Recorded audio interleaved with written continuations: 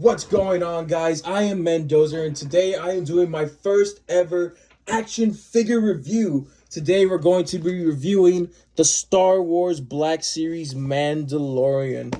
This has been one of my favorite shows ever since Disney Plus came out. I've been dying to get this figure for so long.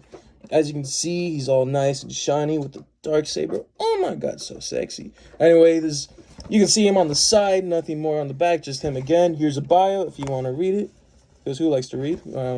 Nothing more at the bottom, so let's just get to it and crack this thing open. And here is the Mandalorian out of the packaging, and first impressions are not that great if I'm being honest. He still looks pretty good, his accessories are great, but the knife is just not there. Darksaber's sick though. So anyway, we're going to start with the accessories and then we'll get to the figure himself. So here we have Mando's accessories. We have his famous pistol, his vibrating knife thing. I think he can use it like maybe once in the show. And the Darksaber. We'll start off with the Darksaber over here. And as you can see, let's focus it right there. Oh, yes. It's a nice, just pitch black with the white over it. I wish it was more shiny, honestly, but what more can you do? It is Hasbro, by the way. Here is the hilt itself, if my camera can focus. Nice detail, almost screen accurate to the show itself, which isn't too bad, and it has a little hilt right there. And if we can just take this off, oh yes, we can take this off. Oh, that was really scary.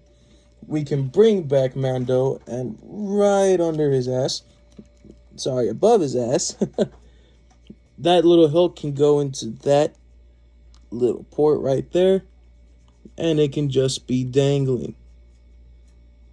Just be dangling. It's not the best fit, but any storage is stump storage, unlike this bitch. And coming back to the accessories, here we have his vibrating knife. I don't know what else to call this thing. I just know it shakes and you can stab people with it and they'll be fine. But it's a nice little chrome, honestly, if my camera could focus. Little ridges, just chrome all around, nothing too special. This is the worst accessory I have ever witnessed in my life. He cannot hold this knife for anything. You just try to push it in and it just slips through, like how I slipped through your mother. And then we here have his famous pistol right here, and again, nice little chrome detail over here, almost screen accurate besides the extra black details. They managed to paint the barrel, and I don't know, props to you. You want a metal Hasbro? I can give you one if you weren't paying me bullshit. The pistol can fit right into his hand. Simple as that, slides in super easily, and he looks great with it. Same with the sword over here. This also flips around like my dick. But once you get it right, I personally like to grab him from the hilt like this. Pure gold. Pure gold. This guy can screw off into existence. I don't know. But you don't need that knife. You just need the badass Darksaber, because it's the fucking Mandalorian. And here we have Daddy Pascal himself, looking all shiny and new. This armor this is probably the best looking Star Wars character, one of the best looking Star Wars characters in my opinion. Just the silver, the Beskar symbol, everything just looks so great. If we can get a closer look, nothing too special, nice little details over here. It's just a silver Mandalorian helmet, what more can you get? Same with the Beskar shoulder blade with the symbol, looking nice, looking fresh. They are on a flap. I've never personally been a big flap fan with the shoulder blades, especially with Marvel Legends. But honestly, it works for a character like this. We'll get to articulation later. He has the strap showing off his ammunition. I forget what these are called. Actually, they're fucking... You can actually go fuck. And then going to the back, we have the cape here. Nice little wrinkles and... just if you can see, it almost looks like they tried to make the illusion that it's made out of fabric, but it is just a piece of rubber, and there's nothing to the back. I don't know what these holes are for. I never owned the previous Mandalorians before this, so these are new to me. Someone let me know in the comments below. You have his forearm guards over here, nicely detailed. I like this one. I wish he came with his like wrist mounted wire and maybe a flame effect. I knew another figure had this. Arm blade, hand blade over here with the trigger finger hand. And I forgot to mention earlier, he can store his pistol into the holster right here. The knife goes nowhere. Obviously, I might as well just throw this away or have it stick up in my ass. And here's his grapple hand, like I mentioned earlier. My dumbass just didn't realize it was on this side. Or was it the flamethrower hand? I have no idea. I need to rewatch the show again. It's been a while. Looking good. His utility belt over here with more of those things, whatever they're called. More disc bombs, if I recall. More Beskar armor. I like how they're different pieces. Let you know that he's just dirty and bring you in warm, bring you in cold, bring you in hot and sexy style.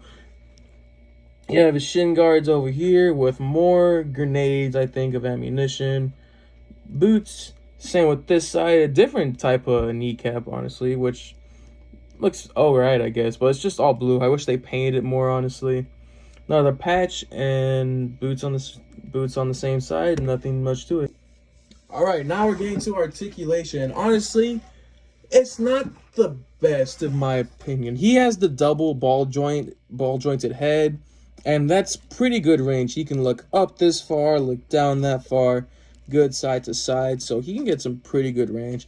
Arms can't do a full 360, sadly. They do have like a not a circular, just one weird butterfly joint, which is pretty good, honestly. Shoulders flap, like I mentioned before. No bicep swivel, but his forearms do rotate, so that kind of counts, I guess. Single jointed elbow, but it goes pretty far, like a little more than 90 degrees. This wrist can rotate side to up and down, while the pistol holding hand can rotate straight and down, if that makes sense. Let's go up that far. Can not barely go back. Beautiful spread. Thigh swivel over here. Single jointed bend at the knee, which goes about 90 degrees. You have a lower calf swivel for some reason. I don't know why we have this. I guess you can count as the boot swivel. Toes can go up and down, and a beautiful ankle pivot.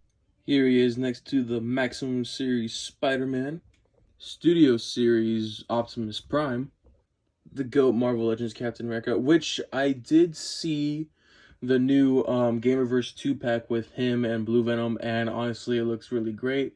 I will be reviewing those two guys when they come out, which will be in the next few months. I don't know, let me know if you want to see that. And here he is next to the Thing. I don't know, I thought this was appropriate because Pedro Pascal is playing Mr. Fantastic in the new upcoming movie. And yes, I did see the reveals for the new Marvel Legends Fantastic Four. And I will be getting most of them. I don't know about the Thing yet because I do love this guy. But, yeah, I don't know. Only time will tell. Maybe I'll review the whole set in one video. Who knows? Here he is next to my only other Star Wars figure, the Black Series General Grievous from Battlefront 2 specifically. You can see all the battle damage. This is him standing up on his full high legs, but if you want to see him crouched, then there he is. He kind of looks small, like in the movie. And finally, here he is next to my next review coming soon. Okay, so final thoughts on this figure. He looks great. I'd give him, I'd say, in terms of looks, like a 9 out of 10. He looks great in just neutral kind of ish poses, honestly. Articulation though was not the best, if I'm being honest. He does struggle to stand. It took me a while to get him in this position. I wish the knife can fit better into his hands, but it just doesn't want. It slips out so easily, like your mom. And honestly, it's a okay piece. I would love to put this on my not Star Wars shelf, miscellaneous shelves. I don't have enough for that yet. But overall, it's an okay, pretty good piece. Honestly, pretty good start to my YouTube channel, so honestly. Overall, I would give it a 7 out of 10. Not good, not bad, just right in the middle. Pretty standard, pretty good starting figure. Anyway, guys, I hope you enjoy my first ever action figure review. I'll be coming back for more, and as always, be strong, be proud. Peace!